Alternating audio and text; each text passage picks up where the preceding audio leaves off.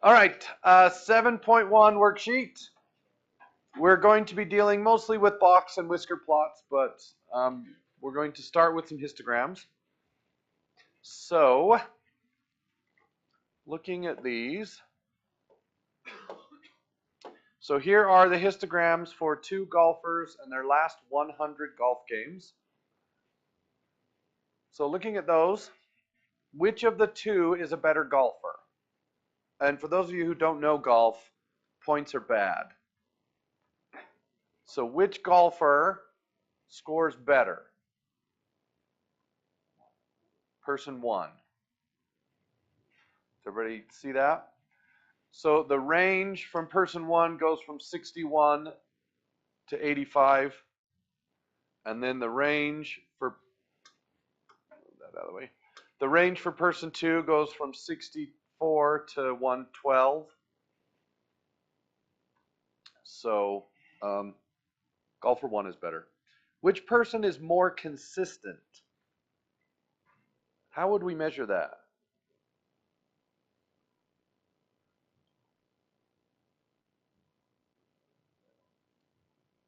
So the median is going to tell you the middle score.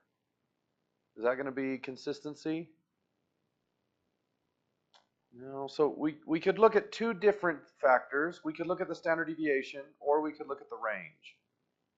Right? So which golfer has a narrower range? So the first one has a range of about 14 from 61 to 85. And the other one has a range of, what would that be, 58? No, 48. No? Yeah, 48.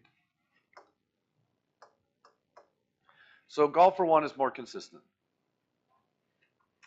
Okay. All right, estimate the average and standard deviation. Oh, look at that. They both say golfer one. Oops. Estimate the average and standard deviation of each golfer one. Oh, wow. You guys are so the guinea pig class. I apologize.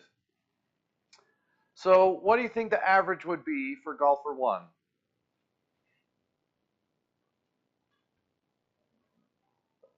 Probably about right here, 73-ish, somewhere in there. Okay. What about the standard deviation? Well, if we were to draw the curve over this, it's not quite normal, but if we were to estimate, we would need to go from about right here to about right there. So from 74 to 70, 75 to 70. So maybe in the 5 range, 4 range, somewhere in there. Okay. And now, number 4 online will magically be changed to say that. Estimate the average and standard deviation of golfer 2. So we draw the normal curve. The average is about 88. Does that sound good? And then the distance from here to here is about 7, 8, somewhere in there. Okay. For golfer 1, is the median or the mean larger? So does golfer 1 have a tail? Yes. Which side is the tail on? Left side. So does the average follow the tail or does the median follow the tail? It's always the average that follows the tail. I guess I didn't draw that super well, but so remember, if I were to add one person over here, that's going to move the median half a person to the left. But because that score, I guess it's not a person, it's a score, that score is so low, it's going to have an outsized effect on the average. So it will affect the median by half a score, and it will affect the average much more. So the average always follows the tail. So in this case, it's going to be the mean. What about for golfer 2? Which is larger, the median or the mean? What do you guys think? Well, it's normal. So if it's normal, which one's bigger? They're going to be the same. Okay. All right. Okay. So in the Zai book, it talked about box and whisker plots. So a box and whisker plot relies on something called a 5-number summary. And notice there's no average in there. Sometimes you'll see a box and whisker plot with the average will be labeled, but you don't really need it. You can sort of estimate the average just from the box and whisker. So the 5-number summary tells you the low number and the high number. So my minimum is 12, so I'm going to draw a line at 12. And my maximum is at 33, so I draw a line at 33. Okay. And then all data can be split into what we call quartiles. So if you had 100 people, the first quartile would be the lowest 25 of those people. And if you had a different number of people, it's always the lowest quarter.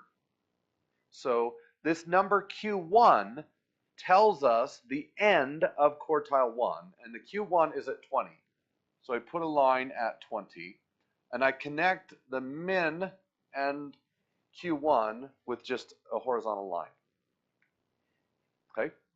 The next number is the median. So I draw a line at 26.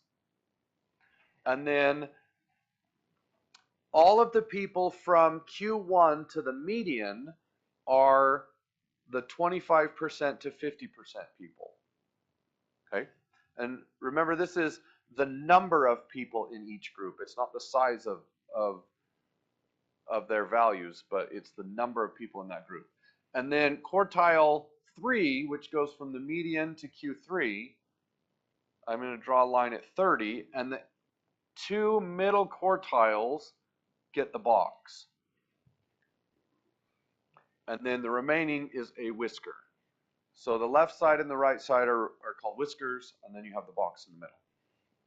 Okay, so that's how we draw a box and whisker plot. Is that data normal, right skewed, or left skewed?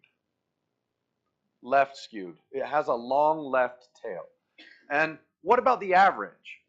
Well, I don't really know what the average is, but in a left skewed box, is the average going to be to the left or to the right of the median?